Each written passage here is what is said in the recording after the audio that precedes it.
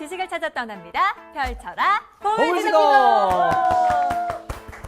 네, 우리 두 분은 사랑 그리고 일 둘 중에 하나를 선택을 해야 된다면 어떤 걸 선택을 하시겠습니까? 저는 사랑을 선택할 것 같습니다. 이유는요? 일하다 보면 힘든 하루도 있잖아요. 네. 그래서 그 힘든 날 끝에 이제 위로할 수 있는 사람, 위로해주는 사람이 정말 필요할 것 같습니다. 진정으로 필요한 건 그 위로를 건네줄 수 있는 사랑이 사랑. 필요하다. 네. 경환 씨는 어떠세요? 경환 씨 일단 지금은 되게 사랑 따윈 필요 없어라는 느낌이 들긴 하는데 네, 저는- 안경부터 해서 네. 저는 그런 것 같아요. 사랑 없이 일을 가지고 있다면 또 내가 의미가 있을까? 이런 생각을 했거든요. 물론 사랑 없이 살 수 있는 사람들도 있지만 저는 일을 대체하는 한이 있더라도 사랑을 가지고 가는 게 좀 더 살맛이 나지 않을까? 네, 이렇게 생각합니다. 야, 보기와 다르게 로맨티스트네요. 향원 씨는 네. 어떻게? 저요? 궁금해요. 저는 사실은 그래도 중요한 건 러브가 아닐까라는 생각을 솔직하게. 정말 솔직하게. 네. 근데 저의 마음은 사랑인데 어. 사랑은 고사하고 일만 열심히 하고 있거든요. 그렇기 때문에 제가 실제로 중요하게 생각하는 것과 저의 실제 삶은 다르지만 언행불일치네요. 네, 언행불일치긴 하지만 오늘 저희가 모시는 선장님의 답변도 궁금할 수밖에 없습니다. 왜냐하면 제 생각에는요. 오늘 선장님이 이성과 감성이 적절하게 반반이실 것 같거든요. 오. 그래서 과연 이 질문에 어떤 답을 해주실지도 궁금합니다. 바로 모셔볼게요. 선장님 나와주세요. 네, 안녕하세요. 반갑습니다.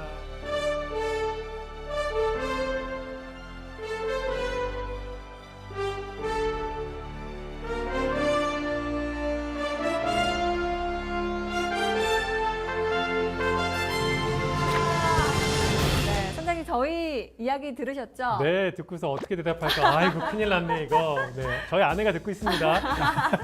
가시방석이네요. 다시 방석이야, 맞아. 의식이 될 수도 있겠군요. 아, 그럼요. 네. 솔직한 답변을 원합니다. 우리 선장님은 사랑과 일 어떤 걸 선택하시겠습니까? 네. 제 삶 살아오면서 그 우선순위를 조정하면서 두 개 다 잃지 않으려고 바둥바둥 거리는 삶이었던 것 같아요. 제 카톡 프로필에요. 사랑이 없으면 아무것도 아니다. 이렇게 써 있기도 한데요. 우와. 그런데 사실 그 사랑을 유지하려고 했을 때 결국은 돈이 없이 사랑이 유지가 쉽지 않겠죠. 쉽지 않죠. 현실 가운데서. 네. 그래서 사랑을 마음속에 정말 품고 있지만 그 사랑을 지키기 위해서라도 일은 정말 중요한 거고 돈은 벌어야 되는 거니까요. 네. 그런 밸런스를 잘 찾는 것, 그 균형을 찾는 것 굉장히 중요하지 않을까 이런 생각을 해봤습니다. 그래서 오늘 제가 강의에 한번 강의 제목을 한번 붙여봤어요.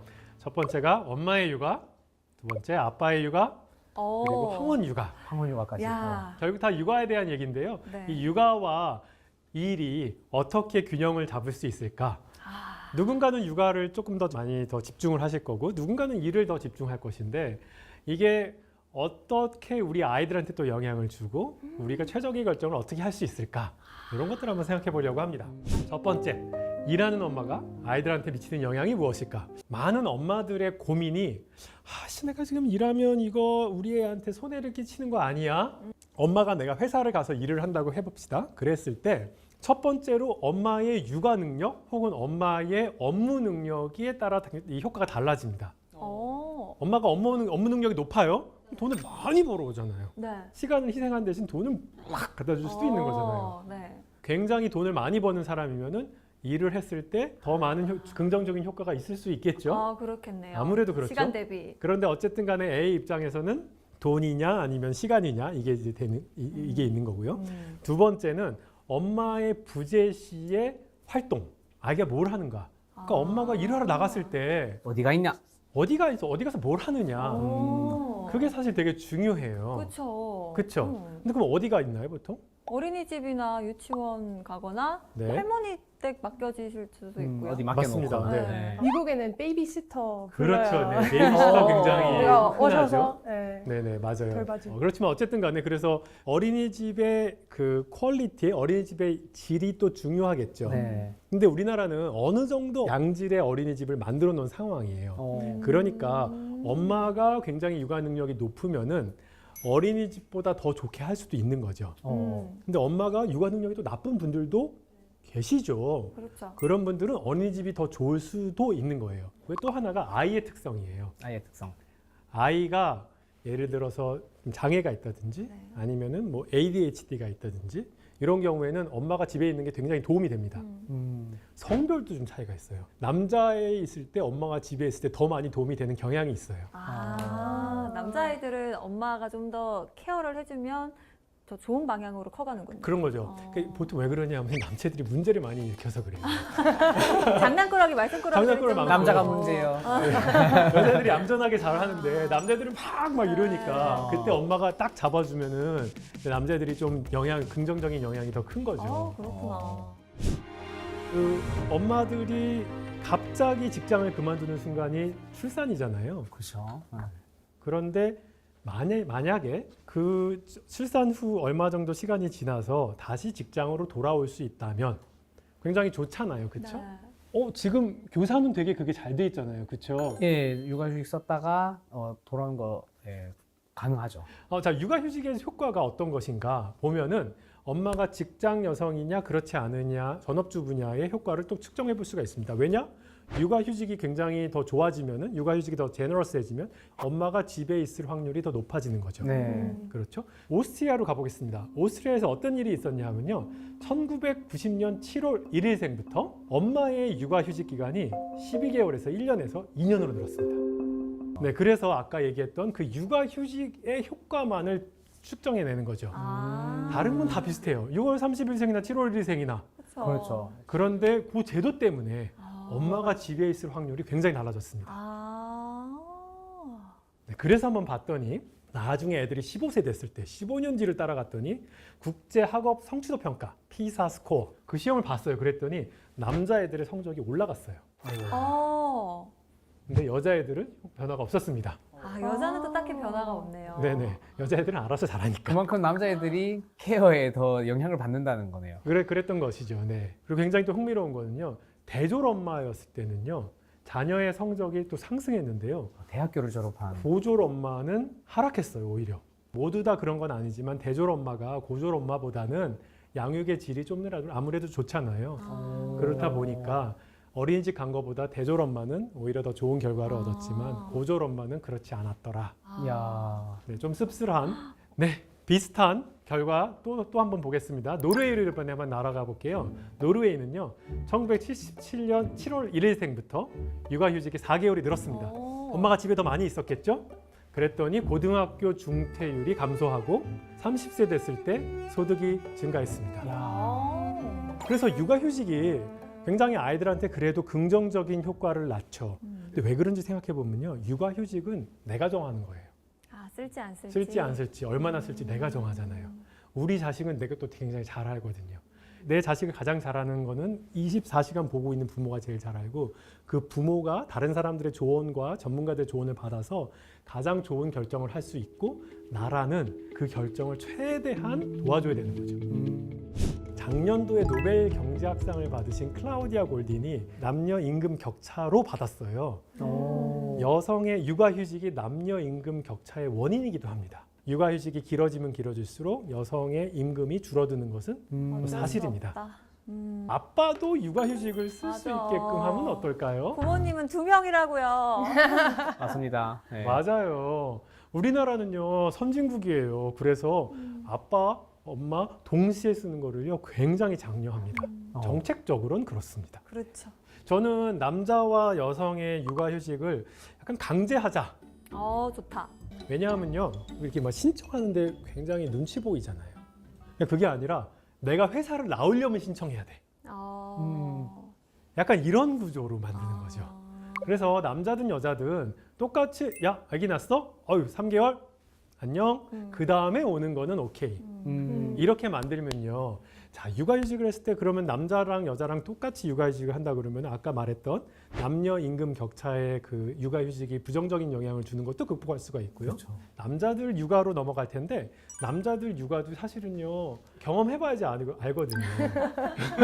해봐야 한다. 경험해 보셨잖아요. 네, 근데 되게 저희 애를 경험한다고 했는데요. 네. 반만 경험해서요. 아. 육아 능력이 떨어져서 아내한테 굉장히 많이 욕 먹었습니다. 어. 네, 많은 우리 아버지 분들이 네. 같은 감정을 느끼셨을 것 같아요. 맞아요. 네. 그래서 저는요, 제가 과연 육아를 열심히 하는 게 도움이 되나 안 되나 굉장히 의문을 가지고 있었는데요. 그거에 대해서 그래서 한번 연구를 소개를 좀 해보려고 합니다. 정말 별의별 연구가 다 있군요. 네.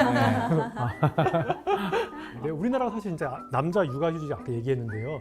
남자 육아휴직이 굉장히 많이 늘었어요. 2017년에요. 12,000명이었거든요. 근데 2020년에 27,000명이 됐어요. 오, 많이. 그 3년 만에 몇 배가 됐어요? 2배도 넘어버렸어요. 그렇네요. 지금 2023년까지 하면 더 많이 늘겠죠? 네. 흥미로운 거는요. 2021년도에 양성평등 실태 조사를 한 게 있습니다. 직장 생활을 하더라도 자녀에 대한 돌봄의 1차적인 책임은 여성에게 있다. 이거에 동의하는 비율이요. 2016년에는요. 반을 넘었어요. 53%. 근데 2021년도에는요. 17%로 줄었어요. 확 바뀌었네요. 그 인식이 굉장히 많이 바뀌었습니다. 좋네요. 지금 속으로는 이거에 동의하지 않더라도 밖으로 나 여자가 봐야지 이러면 혼나는 사회가 됐어요, 사실. 맞아요. 그래서 사람들이 마음은 많이 바뀌었어요. 그런데 한번 보세요. 자녀의 숙제 및 공부 지도 혹은 등하교를 거의 매일 하니? 라고 물었을 때 엄마는 절반 이상이 그렇다고 대답하는데요. 아빠는 20%만 그렇다고 해요. 야, 인식은 많이 바뀌었어도 예전에 네. 엄마가 더 많이. 머리는 바뀌었는데 마음은 바뀌었는데 몸이 안 바뀌었어요. 아. 인식 개선을 됐을 때 몸이 아직 안 따라주는 거죠. 뭐 남자 나쁘다 이렇게 얘기하기보다는 사실 남자들의 그 근무 시간이 사실 더 길거든요. 네. 아빠가 일단 집에 빨리 와야지 보지. 맞아요. 사실 단순한 인식의 문제라기보다 현실적으로도 아빠가 이제 일을 더 많이 하니까 어쩔 수 없이 저렇게 나올 수밖에 없다. 그런 부분도 존재하는 거죠. 어. 아빠 엄마가 자녀와 하루 평균 보내는 시간을 좀 말씀드리면요. 저 위에 게요. 애가 학교 가기 전이고요. 밑에 게 학교 간 다음입니다. 왼쪽이 아빠, 오른쪽이 엄마입니다. 왼쪽이 아빠, 오른쪽이 엄마라는 얘기는요. 엄마가 애를 더 많이 본다는 얘기예요. 근데 이게 모든 나라가 다 그래. 왕국 공통이네요. 만국 공통인데요. 특별히 그 차이가 큰 나라가 있습니다. 여기 한번 보시겠어요? 어느 나라인가요? 제일 대체 밑에. 어느 나라인가요, 저거? 아, 우리나라입니까? 보입니다. 아, 한국입니까? 대한민국. 대한민국. 안타깝게도. 아, 대한민국을 네가 우리나라라고 하기. 아, 네. 엄마가 애를 좀 더 많이 보는 거는 사실은 만국 공통이죠. 그런데 그 차이가 우리나라가 특별히 크다. 크다. 네. 또 밑에 그림을 보시면 학교 간 다음입니다. 애 보는 시간이 줄었죠, 다. 학교를 가니까요. 그런데 굉장히 그 차이가 많이 줄어들죠. 네. 저 때는 이제 일하러 가는군요, 엄마가. 엄마들이 일하러 가기도 하고요. 그 다음에 아빠들이 좀 더 놀아줄 수 있는 여지가 생기는 것도 있을 겁니다. 저만 아닐까요? 네. 너무하네요. 아무튼 간에 그런 이제 우리나라 아빠들은 어쨌든 간에 선진국에 비해서 굉장히 그 놀아주는 시간, 아이랑 보내는 시간이 적은 편이다. 적은 편인데 어쨌든 간에 우리 사회가 지금 아빠들 보고 애를 좀 봐라 이렇게 얘기하고 있죠. 그죠? 그랬을 때 아이들한테 어떤 영향을 줄까? 자, 그래서 또 경제학자가 나섰어요. 경제학자가 또 뭘 얘기했냐? 또 제도의 변화를 또 살펴봅니다. 굉장히 재밌게 스웨덴 2012년 1월 1일생부터 아빠와 엄마가 동시에 육아휴직을 사용할 수 있게 됐어요. 동시에. 이걸 이제 더블 데이즈 리폼이라고 했는데 옛날에는 생후 10일만 딱 아빠가 쓸 수 있었어요. 근데 보통 이제 엄마가 육아휴직을 하고 아빠가 10일 하고 나머지 이제 회사를 가는 거죠. 그런데 그때부터 어떤 일이 벌어졌냐 하면 생후 10일이 아니라 생후 1년 동안 40일을 자유롭게 아빠가 쉴 수가 있었어요. 아, 그러니까 365일 중에 자유롭게 쓸 수 있는 거예요. 40일을 아무 때나 그냥 쓸 수 있는 거예요. 자, 그럼 이게 어떻게 되는 거냐 하면요. 언제 아빠가 달려오겠어요? 아무래도 이제 엄마가 많이 육아휴직을 쓰는 상황인데 엄마가 너무 힘들 때, 아플 때, 혹은 애가 아플 때, 그럴 때 올 거 아니에요. 네. 그렇죠? 엄마가 아플 때 오는 거예요. 아빠가 지원군처럼 딱 나타나는 거예요. 그렇게 됐더니 어떤 영향이 됐냐? 엄마한테 미친 영향이 엄마의 병원 입원이 12% 감소. 엄마가 건강해질 수 있네요. 엄마가 좋아지는 거예요. 항생제 처방 확률이 14% 감소. 어머. 엄마가 정신과 약 먹어야 될 확률이 26% 감소. 야, 그러니까 그만큼 도움이 됐다는 거잖아요. 그런 거죠. 아빠의 육아가. 아빠의 육아가. 자, 이제 마지막 주제입니다. 오늘의 황혼 육아. 해가 지는 무렵에 하는 육아. 그래서 많은 조부모들이 사실은 나라를 불문하고 되게 많이 도와주실 수 있다면 큰 도움이 되는 것이 사실입니다. 그러니까 미국만 해도요, 친정어머니나 시어머니가 출퇴근 거리에 살면요, 여성의 노동시장 참여가 굉장히 늘어납니다. 4 내지 10% 늘어납니다. 그러니까 한 70%에서 74, 80%까지 늘어나는 거죠. 그러니까 할머니 도움이 꽤 있는 겁니다. 중요하죠. 적지 않네요. 네. 네, 맞습니다. 이 부모, 조부모님들께 건강에 긍정적인 영향을 줄까요? 나쁜 영향을 줄까요?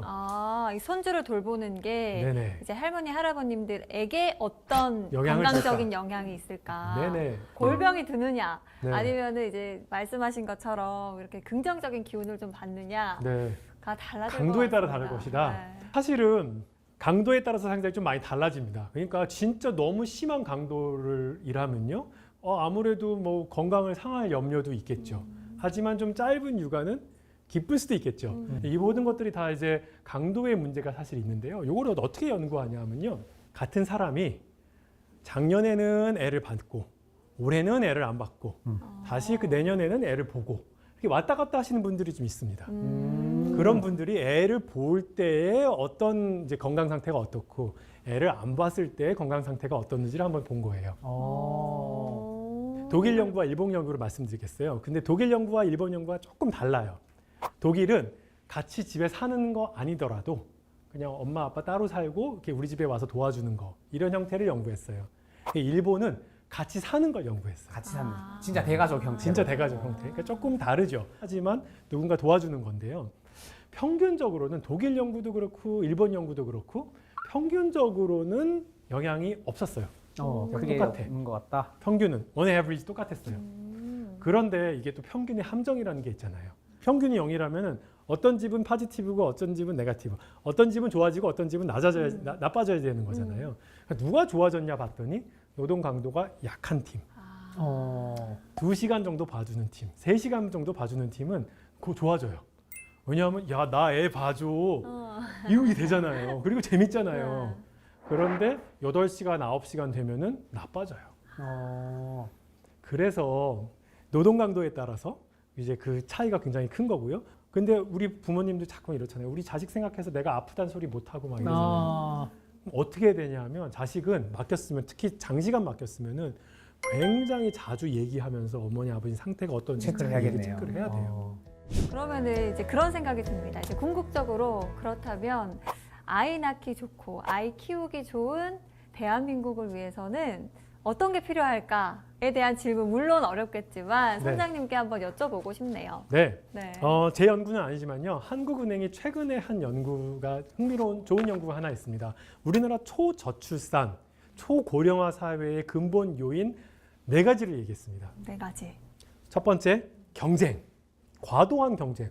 제가 1강에서 한번 말씀드렸어요. 네. 지난번에 네. 나와서 우리나라 과도한 경쟁의 원인이 뭐냐? 아까 이 기울기가 너무 급격한 거. 그거 얘기했잖아요. 그죠? 과도한 경쟁 사교육. 이게 1번. 2번, 주거. 주거. 네네. 아파트값 너무 비싸서. 주거인 줄 알았어요. 주거. 주거? 주거. 죽으란 말이 아니고 하우징. 하우징. 네네. 아파트값이 너무 비싸서. 그다음 3번째, 고용. 고용. 그러니까 청년들이 좋은 일자리가 없어서. 마지막으로 4번째가 육아 양육. 이 얘기를 했거든요. 이 4가지가 우리나라 그 초저출산 문제이고요. 저는 이렇게 많이 비교합니다. 이렇게 많이 이야기합니다. 많은 사람들이 이 정책 했는데 돈 줬더니 안 돼. 뭐 했더니 안 돼. 야, 이거 했어도 안 돼. 다 이렇게 얘기하거든요. 근데 이 저출산 문제는 대표적인 multifaceted problem이에요. 대표적인 다면적인 문제예요. 무슨 말이냐면 100m를 뛸 때요. 100m를 우리가 뛰고 있는데 족쇄가 묶여져 있어요. 경쟁의 족쇄, 양육의 족쇄, 주거의 족쇄, 직장의 족쇄, 고용의 족쇄, 이게 다 있어요. 근데 하나 해결해 줬어요. 그 3개 족쇄 걸려있어 이렇게 뛰잖아요. 이 족쇄가 4개 다 풀려야지 진짜 뛸 수 있는 거거든요. 맞습니다. 이런 거랑 굉장히 비슷합니다. 그래서 뭐 하나 했다고 야 안 돼 이렇게 할 게 아니에요. 이게 우리 모든 족쇄가 다 조금씩 다 풀려 나가야지 대한민국 사회가 뛸 수가 있습니다. 그러니까 진짜 들으면 들을수록 출산율을 높이기 위해서는 정말 다방면으로 얽히고 설킨 실타래를 풀어야만 맞습니다. 가능하지 않을까라는 네. 생각이 다시 한번 들었습니다. 그렇다면 오늘의 강의 우리 선장님께서 멋있게 또 한마디로 정리를 해주신다면요? 아기 키우느라고 힘드시죠? 네, 아기 낳기 겁나시죠? 사실 대한민국 사회가 쉬운 사회는 아닙니다. 그러나 저는 희망이 있다고 생각합니다. 경쟁의 족쇄, 육아의 족쇄, 주거의 족쇄, 직장 문제의 족쇄, 우리 사회가 모두 힘을 합쳐서 이것들을 풀어나간다면 좋은 사회 만들 수 있지 않을까 생각합니다. 아니 오늘 선장님과 우리 모두 행복해지는 방법에 대해서 좀 고민하는 그런 시간을 가져봤는데 두 분도 열심히 집중해서 들으셨잖아요. 궁금합니다. 두 분은 만약에 정책을 내가 하나 제안할 수 있다. 그렇다면 행복을 위한 정책 이런 거 나는 한번 추진해보고 싶다는 게 있습니까? 일단은 사교육비 아예 없애거나 많이 줄이고 극단적이야. 많이 줄이고 싶어요. 사교육에 대한 그 비중을 좀 많이 줄이고 싶다. 네. 나중에 미래 아기를 키울 때. 네. 저는 뭔가 정책을 만든다면 일주일을 8일로 만들면 어떨까? 일주일 8일로 만들어서 주 5일째 그대로 해. 근데 3일 정도 쉴 수 있게 되면 훨씬 더 행복해지지 않을까. 창의적이십니다, 근데. 근데 저는 이거 너무 좋아요. 제가 이 강의가요. 홍콩과학의대학교와 코넬대학교 교양수업 강의랑 거의 똑같다고 말씀드렸잖아요. 제가 이 문제를 시험 문제 냈는데 이렇게 적어왔으면요. A+를 한 5개 줬을 것 같아요. A 플러스. 네, 너무 아름다워요. 네. 오늘 뭐 엄마의 육아, 아빠의 육아, 또 황혼 육아까지 경제학적으로 좀 접근해보는 다양한 그런 시간들이었는데요. 육아의 형태가 어떻든 간에 아이들의 웃음소리가 끊이지 않는 나라가 곧 행복한 나라 아닐까라는 생각을 다시금 하게 됐습니다. 오늘도 이렇게 흥미로운 지식도감을 펼쳐봤는데 다음에도 기대 많이 해주시기를 바라면서 인사 나눠보도록 하겠습니다. 다음 주에도 찾아라 보물지도!